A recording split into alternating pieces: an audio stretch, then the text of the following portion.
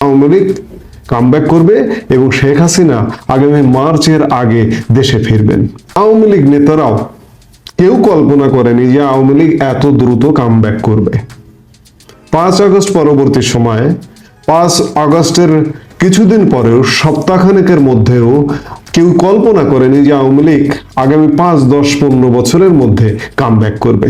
কিন্তু বাস্তবতা হচ্ছে আওয়ামী লীগ কামব্যাক করার সব ধরনের অবস্থা তৈরি হচ্ছে। সংবিধান যদি অটুট থাকে, রাষ্ট্রপতি যদি অটুট থাকে, প্রক্লেমেশন অফ সেকেন্ড রিপাবলিক যদি ঘোষণা না করি, তাহলে প্রধানমন্ত্রী যেহেতু বৈধ প্রধানমন্ত্রী, আপাতত তিনি নির্বাসনে আছেন, তিনি তো ফিরে আসবেন। এই যে ফিরে আসবার প্রেক্ষাপট কিন্তু তৈরি হয়ে গেছে প্রধানমন্ত্রী হিসেবে। কারণ এই যে ইউনূস সরকার গত 5 মাসে সারা পৃথিবীকে খেপিয়ে তুলেছে, একমাত্র পাকিস্তান ছাড়া এদের আপন কেউ নেই। আপনি খেয়াল করে দেখুন, চীন এদের সাথে নেই। চীন হচ্ছে কৌশলী একটি জাতি। চীন যেদিকে বৃষ্টি আসে সেদিকে ছাতা ধরা। ভারত, মার্কিন যুক্তরাষ্ট্র, রাশিয়া যদি এক থাকে, চীন এই 3 শক্তির বিপক্ষে যাবে না, এদের পক্ষে ছাতা ধরবে। কিন্তু ভারত ইউনূসের সাথে নেই, রাশিয়া ইউনূসের সাথে নেই, মার্কিন যুক্তরাষ্ট্রের নতুন প্রশাসন ডোনাল্ড ট্রাম্প ইউনূসের সাথে নেই। সেই জায়গায় ডোনাল্ড ট্রাম্প 20 তারিখে শপথ নিচ্ছেন, 20 জানুয়ারি।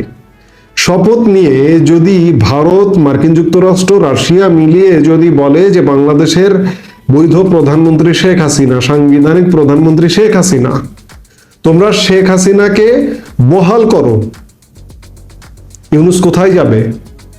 তোমাদের সাথে আমরা যাবতীয় কন্ট্রোল আরোপ করব, জাতিসংঘ থেকে নিষেধাজ্ঞা দেব, মার্কিন যুক্তরাষ্ট্র থেকে নিষেধাজ্ঞা দেব, রাশিয়া থেকে নিষেধাজ্ঞা দেব, ভারতের যত রকম কার্যক্রম আছে সবকিছু থেকে নিষেধাজ্ঞা দেব। ইউনূস সরকার কোথায় যাবে এবং ফিরবেন? কেন ফিরবেন? কিভাবে ফিরবেন? তিনি ফিরতে পারেন 2টি প্রক্রিয়ার যে কোনো একটি প্রক্রিয়ায়। বর্তমান যে অন্তর্বর্তীকালীন সরকার কিংবা সমন্বয়কারীরা ইতোমধ্যেই তাদের টার্গেটেড প্ল্যান থেকে ব্যর্থ হয়েছে। তারা আমাদের সংবিধান বাতিল করতে পারেনি, তারা রাষ্ট্রপতিকে অপসারণ করতে পারেনি, তারা প্রক্লেমেশন অফ সেকেন্ড রিপাবলিক ঘোষণা করতে পারেনি। এই না পারবার ব্যর্থতায় শেখ হাসিনা ফিরে আসবে।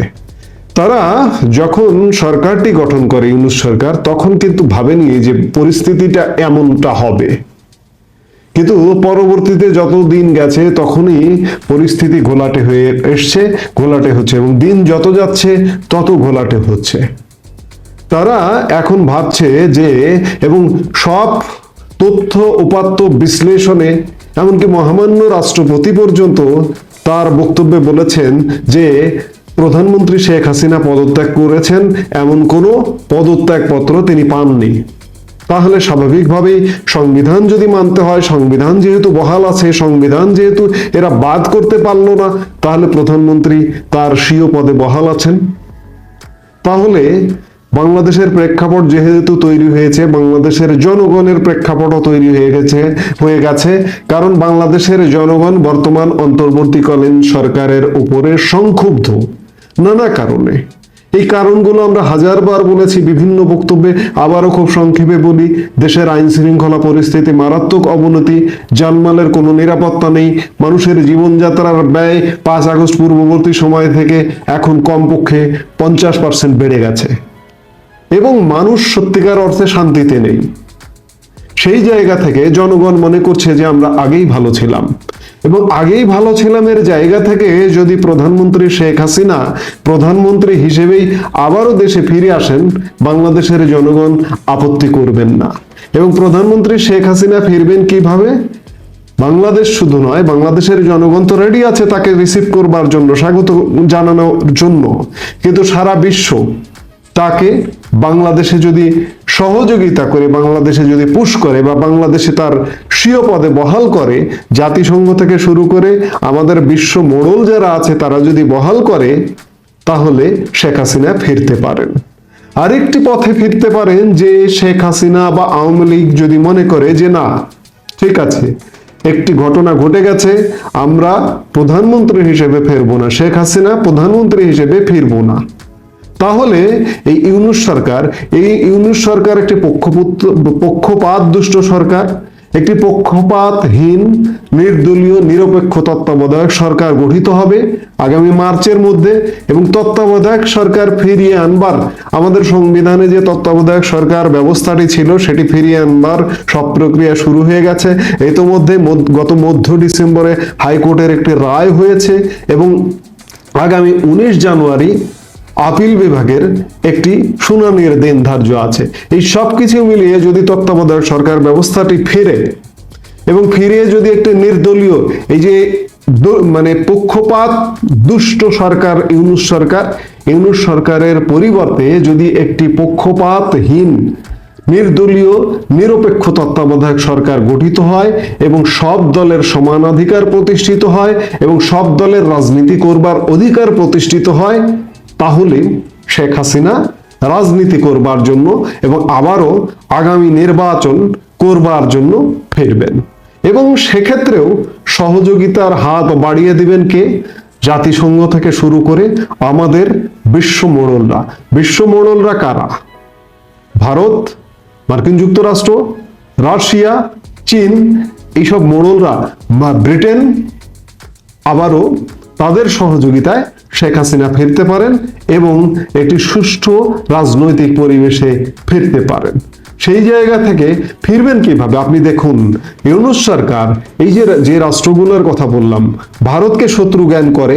ইউনূস সরকার ক্ষমতা গ্রহণের আগ থেকেই বাংলাদেশের সস্তা জনমত তার পক্ষে পাবার জন্য তিনি ভারতকে নিয়ে বিষোদ্গার করেছেন। ভেবেছেন যে বাংলাদেশের জনগণ তাকে পছন্দ করবে, মাথায় তুলে রাখবে আমি যদি ভারত নিয়ে দুটো কথা বলি। কারণ বাংলাদেশে ভারত বিদ্বেষী জনগণ একটি আছে। সেই জনগণের সাথে গত 24 জানুয়ারি মাস থেকে একটা ভারত বিরোধী ক্যাম্পেইনের কারণে এখানে ভারত বিরোধী অবস্থানটি তুঙ্গে। ইউনূস সরকার ভেবেছে যে ভারত বিরোধী অবস্থান নিলে আমার বাংলাদেশে অভ্যন্তরীণ অবস্থাটা আমার পাকাপোক্ত হবে। সেই জায়গা থেকে ভারতকে খেপিয়ে দিয়েছে। রাশিয়াকে খেপিয়ে দিয়েছে কিভাবে? রাশিয়ার রাষ্ট্রীয় প্রতিষ্ঠান আমাদের রূপপুর পারমাণবিক বিদ্যুৎ কেন্দ্র নির্মাণ করছে এবং নির্মাণের সিংহভাগ অর্থ রাশিয়ার, এবং সেখানে বলা হচ্ছে যে প্রায় $12 বিলিয়ন বেশি বাজেটের মধ্যে $5 বিলিয়ন তৎকালীন আওয়ামী লীগ সরকারের প্রধানমন্ত্রী এবং তার পরিবারের সদস্য এবং ব্রিটিশ মন্ত্রী টিউলিপ সিদ্দিকী এই $5 বিলিয়ন সরিয়ে নিয়েছে। এই সরিয়ে নেওয়ার অভিযোগটি এক প্রকার প্রকারান্তে রাশিয়ার বিরুদ্ধে অভিযোগ, রাশিয়ান সরকারের বিরুদ্ধে অভিযোগ, যার কারণে রাশিয়াও ইউনূস সরকারের উপরে ক্ষুব্ধ। আর মোহাম্মদ ইউনূস সরকারের উপরে ক্ষুব্ধ মার্কিন যুক্তরাষ্ট্রের বর্তমান নবনির্বাচিত প্রেসিডেন্ট ডোনাল্ড ট্রাম্প। কারণটা হচ্ছে ডোনাল্ড ট্রাম্প বিরোধী শিবিরের মানুষ মোহাম্মদ ইউনূস। আর দ্বিতীয় কারণ হচ্ছে ভারতকে যেহেতু বিদ্বেষপূর্ণ আচরণের মধ্যে ফেলেছে ইউনূস সরকার, এবং ভারতকে বিদ্বেষপূর্ণ আচরণে ফেলবার কারণে ডোনাল্ড ট্রাম্প প্রশাসনের চারপাশ দিয়ে প্রভাবশালী বহু জায়গায় ভারতীয়দের অবস্থান, এমনকি মার্কিন যুক্তরাষ্ট্রে যে জাতিসংঘের রাষ্ট্রদূত, সেই জাতিসংঘের রাষ্ট্রদূত নিকি হ্যালিও ভারতীয়, FBI প্রধান ভারতীয়। এরকম আমি এর আগের একটা ভিডিওতে বলেছি প্রায় 1 ডজনের বেশি গুরুত্বপূর্ণ জায়গায় ভারতীয়দের অবস্থান। সেই ভারতীয়রা ডোনাল্ড ট্রাম্পকে ইউনূসের পক্ষে কাজ করতে বলবে বা ইউনূসকে সাথে নিয়ে কাজ করতে বলবে? নিশ্চয়ই বলবে না। এবং বিচার বিশ্লেষণে ডোনাল্ড ট্রাম্প ইউনূসকে কোনোভাবে গ্রহণ করবার কারণ নেই। সেই জায়গা থেকে মার্কিন যুক্তরাষ্ট্র ইউনূসকে সহযোগিতা করবে না, রাশিয়া করবে না, চীন করবে না, ভারত করবে না। কাকে সহযোগিতা করবে? প্রধানমন্ত্রী শেখ হাসিনাকে। সেই জায়গায় এই সব দেশের সহযোগিতা, এবং জাতিসংঘের কথা কেন বলছি? জাতিসংঘ চলে কার পয়সায়? জাতিসংঘের যে মোট বাজেট, এই মোট বাজেটের প্রায় 30% একাই মার্কিন যুক্তরাষ্ট্র দেয়। মার্কিন যুক্তরাষ্ট্রের ভাষায় কিন্তু জাতিসংঘ কথা বলে। মার্কিন যুক্তরাষ্ট্র নিজে জাতিসংঘ তার কথায় মিলিয়ে যদি ইউনূস সরকারের উপর কন্ট্রোল আরোপ করে এবং শেখ হাসিনাকে দেশে ফিরবার যদি একটি প্রেক্ষাপট রচনা করে, সেটি যদি তত্ত্বাবধায়ক সরকার ওই সময় দেশ শাসন করবে এবং ওই সময় নির্বাচনের একটা প্রস্তুতি চলবে, এই নির্বাচনের প্রস্তুতিকালীন সময়ে শেখ হাসিনা ফিরবেন, তারা আগে ফিরবেন তত্ত্বাবধায়ক সরকারটি গঠিত হবার সাথে সাথে। কাজেই আওয়ামী লীগের সাংগঠনিক সম্পাদক শফিউল আলম চৌধুরী নাদেল যে কথাটি বলেছেন যে আগামী মার্চের মধ্যেই শেখ হাসিনা দেশে ফিরবেন, এটি তিনি যথার্থই বলেছেন। যদিও তিনি তার ভিডিও বার্তায় সেইভাবে সুস্পষ্টভাবে বলেননি যে কোন প্রক্রিয়ায় শেখ হাসিনা ফিরবেন। এটি নিয়ে মানুষের মধ্যে একটি ধোঁয়াশা আছে যে শফিউল আলম চৌধুরী নাদেল হঠাৎ করে কেন বলছেন যে শেখ হাসিনা মার্চের মধ্যে ফিরবেন। এই ধোঁয়াশাগুলো হচ্ছে এটি, এক, তিনি প্রধানমন্ত্রী হিসেবে ফিরবেন, আর না হয়তো নির্বাচন করবার জন্য ফিরবেন, নির্বাচন করবার জন্য একটি প্রধান দলের প্রধান নেত্রী হিসেবে তিনি ফিরবেন এবং সেই সময়টি হবে তত্ত্বাবধায়ক সরকার, নির্দলীয় তত্ত্বাবধায়ক সরকারের শাসন ব্যবস্থা কালে। এবং আওয়ামী লীগ সরকার, শেখ হাসিনা সরকারের পতনের প্রায় আমরা ষষ্ঠ মাসে, এখন ষষ্ঠ মাসে অবস্থান করছি। এই 6 মাসে বা এই 5 মাসে নানা রকম নাটক, নাট্যচিত্র, আমরা নাটক মঞ্চায়ন হতে দেখলাম, কিন্তু সব নাটক ব্যর্থতায় পর্যবসিত হয়েছে সমন্বয়ক এবং ইউনিসগং-এর।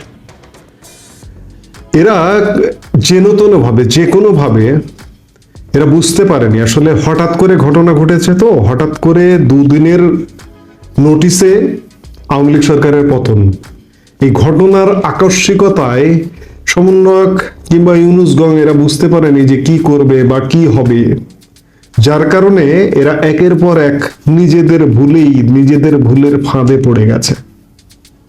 এদের পেছনে ছিল বাইডেন প্রশাসন বিদায় নিচ্ছে, আসছে ট্রাম্প প্রশাসন, যার কারণে এদের মধ্যে ধুকুপুকু শুরু হয়ে গেছে, এদের যান বাঁচানো ফরজ কাম শুরু হয়ে গেছে। অবস্থাটা এমন, এরা দেখুন বাইডেন প্রশাসনের প্রেসক্রিপশনে আসলো ক্ষমতায়, কিন্তু এসে ছাত্ররা তো আসলে এদের মাথায় তো এত কিছু খেলে না, কিন্তু ছাত্রদের যে ওস্তাদ কিছু আছে, যেমন আসিফ নজরুলের মতো মানুষ, তারাও হঠাৎ করে যে ক্ষমতায় আসবে, ক্ষমতার মসনদে বসবে, এটি কিন্তু কখনো কল্পনা করেনি, যার কারণে সবকিছু লেজে গোবরে অবস্থা পাকিয়ে ফেলেছে।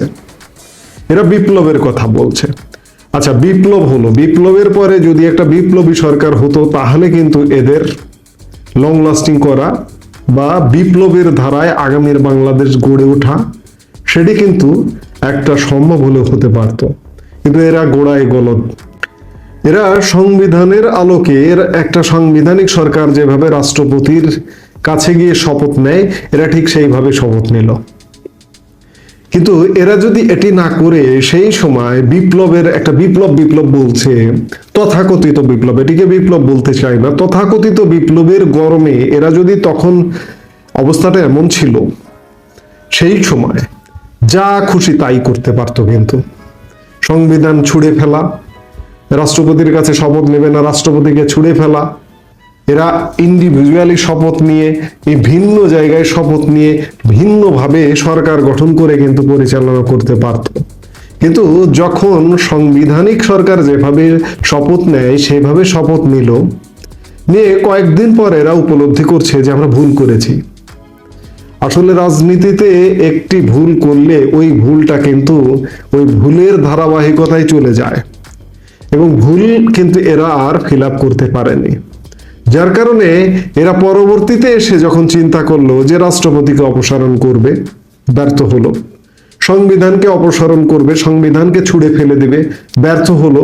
প্রক্লেমেশন অফ সেকেন্ড রিপাবলিক ঘোষণা করবে, ব্যর্থ হলো। অর্থাৎ আপাতমস্তক ব্যর্থ। এদের মাথায় পরে এলো কেন যে সংবিধান ছুঁড়ে ফেলতে হবে, রাষ্ট্রপতিকে অপসারণ করতে হবে, প্রক্লেমেশন অফ সেকেন্ড রিপাবলিক ঘোষণা করতে হবে?